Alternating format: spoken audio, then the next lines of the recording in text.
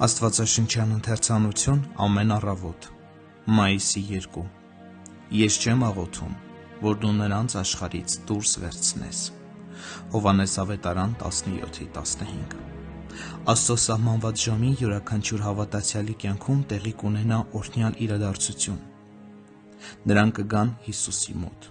Եվս մի քանի տարի և Տիրոջ զինվորները պատերազմած հավատի բարի պատերազմը կավարտեն մարտն ու կմտնեն իրենց Տիրոջ ուրախությունը։ Թեև Հիսուսն աղոթում է, որ իր մարդիկ իր հետ լինեն, նա չի խնդրում Հորը նրանց անհապաղ վերցնել այս աշխարհից, նա ցանկանում է, որ նրանք մնան այնտեղ։ Սակայն որքան հաճելի է հոգնած ուխտավորը բացականչում, երանի թե աղավնու թե վեր ունենայի, որպեսզի թրջեի ու հանգիստ լինեի։ Բայց Քրիստոսն այլ կերպ է մտածում։ Նա մեզ թողնում է Հոր հոգացության ներքո մինչ այն պահ, երբ հասած ցորենի հասկի նման մենք կհավաքվենք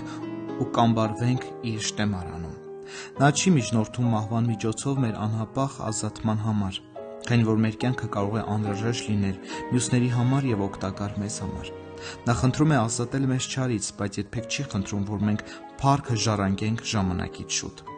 Քրիստոնյաները միշտ ապրելով հաճախ մահ են խնդրում։ Հարցրեք, թե ինչու, և նրանք կպատասխանեն, որտև ուզում ենք Տիրոջ հետ լինել։ Կարծում եմ, պատճառն այն չէ, այլ այն է, որ նրանք ցանկանում են ազատվել իրենց տառապանքներից։ Երբ տառապանքներ չկան, այն ժամանակ մահանալու ցանկություն էլ չկա։ Նրանք տուն են ուզում գնալ ոչ այնքան փրկչի հետ լինելու համար, որքան հանգիստ գտնելու համար։ Կարելի է հասկանալ մարմնից դուրս գալու ցանկությունը, եթե մենք ի զորու ենք դա անելու նույն համարձակությամբ, ինչ Պողոսը, քանի որ Քրիստոսի հետ լինելը զգալիորեն ավելի լավ է։